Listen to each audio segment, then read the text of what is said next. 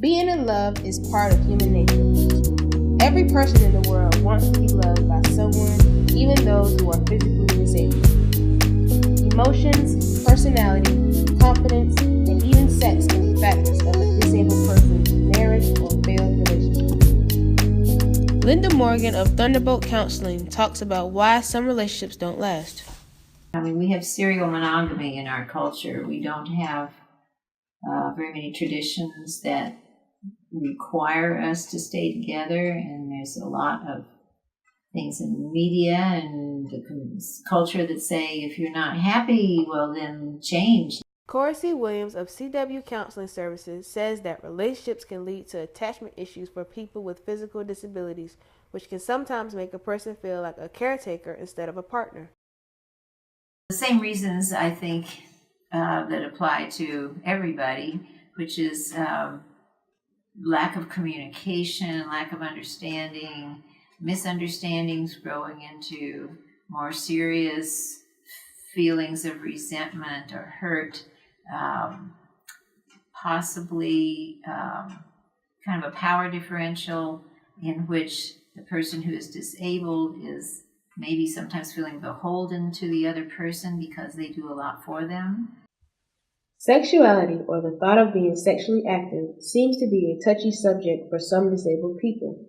In a survey conducted to produce this story, 60% of the people responded said that they would be intimate with someone who has a physical disability. Sex counselor Mary T. Jackson discusses the lack of a physical intimate connection can ruin efforts to have a sexual relationship with a disabled person. Dopamine is also released when you jump off a cliff or skydive. That's what I'm talking about. It's the excitement drug. And it's in your brain naturally. So when you don't get it sexually, it can bring on depression. It can bring on mental illnesses. She goes on to say that even if a disabled person can't physically be sexual or intimate, their brain still tells them that they need it. And she talks about the different techniques that other societies use to release dopamine. In Dutch society, they're actually paying people to get certified as intimacy partners, like you see in America with the hugging partners, all right? However, with the Dutch, they come into a handicapped person's home and they do something called sensate focus. It's just touching non-sexually. However, it can turn into sex, okay? But it's more of an intimacy hugging thing and more of a touching thing and with no judgment. And people are trained. Kevin O'Brien, a foreign language professor at Savannah State University, has cerebral palsy, and he tells how it affects his everyday life. I've had to do a lot. But I found that I could do them. For example, cooking, I'm very uncoordinated and I never liked cooking, but now I do. So I guess you learn to overcome things when you're disability that you feel you can't do. He continues to go on about how having a disability has not affected his marriage negatively.